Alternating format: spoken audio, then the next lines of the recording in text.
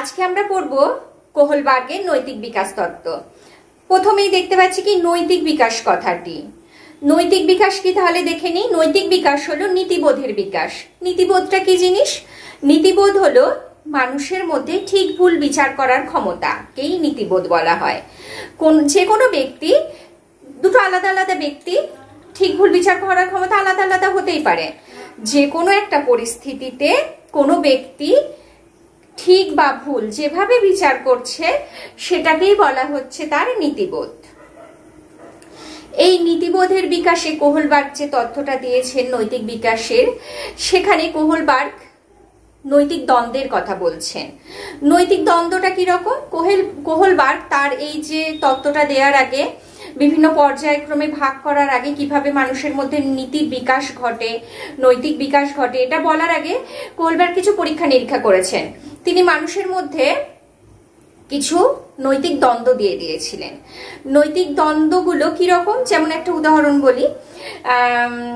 কোন একজন ব্যক্তি, তার স্ত্রী ক্যান্সারে আক্রান্ত, তো তার কাছে অত টাকা নেই তাকে সারাবে বলে যে ওষুধটা লাগবে তার, সেই ওষুধটা কেনার মতো সামর্থ্য তার নেই। তো সেই ব্যক্তিটিকে ওষুধের নামটা বলে দেওয়া হলো এবং বলা হলো ওষুধটা নিয়ে আসতে। অনেক চেষ্টা করে ধার নিয়ে যা ছিল সব দিয়ে ওষুধটা সে কিনতে পারছিল না। এবার সে কি করলো? ওষুধের দোকানটা ভেঙে ওষুধটা নিয়ে গেল। এই ধরনের কিছু নৈতিক, এবার ওষুধের দোকান থেকে ভেঙে যখন ওষুধটা নিয়ে গেল, এই ধরনের যখন নৈতিক দ্বন্দ্বগুলো দেয়া হচ্ছে যে লোকটা ঠিক করেছে না ভুল করেছে, এবার মানুষকে প্রশ্ন করা হচ্ছে নৈতিক দ্বন্দ্ব দেওয়ার পর, এই পুরো গল্পটা বলার পরে, ব্যক্তিটি ঠিক করেছে না ভুল করেছে। এবার কেউ বলবে ভুল করেছে, কেউ বলবে ঠিক করেছে। এবার কোহলবার্গ কি করলেন যে এই উত্তরগুলো তিনি হ্যাঁ বা নাই নিলেন না। হ্যাঁ বা নাই না নিয়ে হ্যাঁ বললে কেন হ্যাঁ বলছে, না বললে না কেন বলা হচ্ছে, তার কারণগুলো জানতে চাইলেন। তো এই রকম অনেক নৈতিক দ্বন্দ্ব উপস্থাপন করে বিভিন্ন পরীক্ষা নিরীক্ষার পর, গবেষণার পর উনি নৈতিক দ্বন্দ্বের ওপর, নীতিবোধের বিকাশের ওপর একটা তত্ত্ব দেন। সেই তত্ত্বটিতে মানুষের মধ্যে কিভাবে নীতিবোধের বিকাশ ঘটছে সেই সম্পর্কে আলোচনা করেন। সেটাকে উনি তিনটে ভাগে ভাগ করছেন। নীতিবোধের বিকাশ কিভাবে হচ্ছে মানুষের মধ্যে, তিনটি ভাগে ভাগ করছেন। এই তিনটি ভাগ কিরকম? তিনটি ভাগ হলো, উনি বলছেন প্রাক সংস্কার পর্যায়, সংস্কার প্রভাবিত পর্যায় আর সংস্কার মুক্ত পর্যায়। এই তিনটে ভাগে উনি নীতিবোধের বিকাশের পুরো সময়কালটাকে ভাগ করছেন। তো এই প্রাক সংস্কার যেটা, এই প্রাক সংস্কারেও উনি নীতিবোধটাকে আবার দুভাগে ভাগ করছেন। দু রকম ভাবে প্রাক সংস্কার পর্যায়ে শিশুর মধ্যে নীতিবোধের বিকাশ ঘটে। এটা কোহলবার্গ বলছেন। কিরকম বলছে? স্বার্থের দ্বারা হয় আর শাস্তির দ্বারা হয়। একটা শিশু, সে তো নীতিবোধ সম্পর্কে কিছু বোঝে না, তাকে বলা হচ্ছে সে শাস্তি পেলে সে বুঝতে পারে যে এটা ভুল কাজ। তার মধ্যে এটাই নীতিবোধ, যে আমি শাস্তি পেয়েছি তার মানে এটা ভুল কাজ। এইভাবে নীতিবোধের বিকাশ ঘটে। আরেকটা যেভাবে কোহলবার্গ বলছে সেটা হলো ব্যক্তি স্বার্থের ওপর। ব্যক্তি স্বার্থটা কিরকম? কিছু চাই হয়তো শিশুটার, তো এই চাওয়াটা পূরণ হলে সেভাবে এটা ঠিক, ভালো, আর যদি পূরণ না হয় তখন সেটা খারাপ হয়ে যায়। যেমন মেলায় গিয়ে অনেক সময় কি হয়, বাচ্চাটা কিছু চায়, তখন হয়তো মা দিতে চাইলো না, বাবা দিল, তখন ওদের স্বার্থটা বাবার দ্বারা পূরণ হয়ে গেল, তখন ওরা কি বলে, বাবা ভালো মা খারাপ। এইভাবে ওদের নীতিবোধটা নিয়ন্ত্রিত হয় আর কি। শাস্তি পাচ্ছে প্রাক সংস্কারে, এটা প্রাক সংস্কারে শাস্তি পাচ্ছে। তো শাস্তি পাওয়ার সাথে সাথে ওরা বুঝতে পারছে যে এটা ভুল কাজ ছিল, আর শাস্তি না পেলে, যে কাজটাই আর কি পুরস্কার পেলে ভাবছে যে এটা ঠিক কাজ ছিল।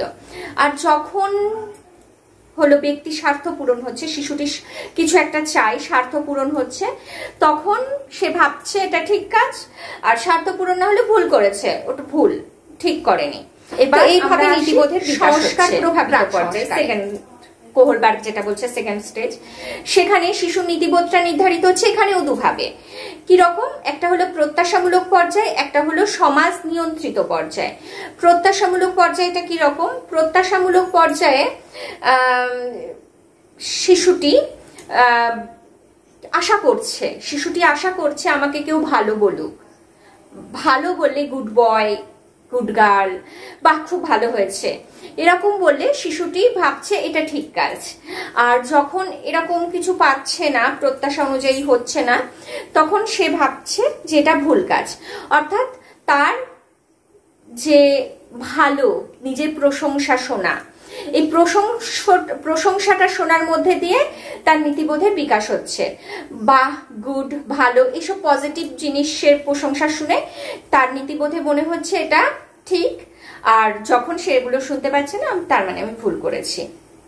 এবার এই সংস্কার প্রভাবিত স্তরেই শিশুর নীতিবোধ আরেকটা যেভাবে নির্ধারিত হয় সেটা হলো সমাজ নিয়ন্ত্রিত পথে। সমাজ নিয়ন্ত্রিত পথটা কিরকম? সমাজ নিয়ন্ত্রিত পথটা হলো সমাজের চোখে যা ভালো, যা মন্দ, শিশুটিও সেটাই মানতে চায়। সমাজে এটা ঠিক বলছে মানে এটাই ঠিক কাজ, সমাজের চোখে এটা খারাপ মানে এটা মন্দ কাজ। শিশুটির নীতিবোধ নির্ধারিত হয় সমাজের চোখে যেটা ঠিক সেটাই ঠিক, আর সমাজের চোখে যেটা ভুল সেটাই ভুল। ওরা কিছু বিচার করে দেখে না, ওদের সমাজ যা বলছে, সমাজের চোখে যেটা ঠিক, আইনের চোখে যেটা ঠিক সেটাই ওদের কাছে একদম ঠিক বলে মনে হয়। এবং সমাজে সমাজ যদি কোনো কুসংস্কারও বলে থাকে, সেটা যুক্তির বিচারে হয়তো ভুল, তো সেটাকে ওরা এই বয়সে ভাবে ঠিক। তো ওদের নীতিবোধটা এইভাবেই নির্ধারিত হয়। এবার লাস্ট যেটা আমরা আসছি সংস্কার মুক্ত পর্যায়ে। এখানে শিশু একটু বড় হয়ে গেছে। এই সংস্কার মুক্ত পর্যায়ে শিশুর মধ্যে নীতিবোধ আবার এখানেও দুভাবে নীতিবোধের বিকাশটা হয়, সেটা আমরা এখন আলোচনা করব। প্রথমত সামাজিক চুক্তি নিয়ন্ত্রিত নীতিবোধ, সামাজিক চুক্তির দ্বারা। এটা কিরকম? সামাজিক চুক্তি দ্বারা অর্থাৎ কেমন বলবো, সামাজিক চুক্তি অর্থাৎ কোনো কিছু হয়তো আইনে আছে একরকম, কিন্তু সমাজের স্বার্থে আইনটা চেঞ্জ করা যেতে পারে। যুক্তি, ওরা যুক্তি দেখাচ্ছে, যুক্তির দ্বারা নীতিবোধের বিচার হচ্ছে। কিরকম? যে সমাজ এটা বলছে ঠিক, কিন্তু আইন এটা বলছে ঠিক, কিন্তু এটা সমাজের স্বার্থকে ক্ষুণ্ণ করছে। তখন ওরা যুক্তির পরিপ্রেক্ষিতে সমাজের স্বার্থ যখন ক্ষুণ্ণ করছে, আইনটা বদলানো যেতে পারে। এই রকম ভাবে ওদের নীতিবোধটা যুক্তির দ্বারা, ওদের যুক্তিতে যদি ঠিক মনে হয় তখন ঠিক, যুক্তি দ্বারা ওরা যদি মেলাতে না পারে তখন সেটা ভুল। ওর জন্য কোনো কিছু চেঞ্জও করা যেতে পারে, তাতে কোনো অসুবিধা নেই।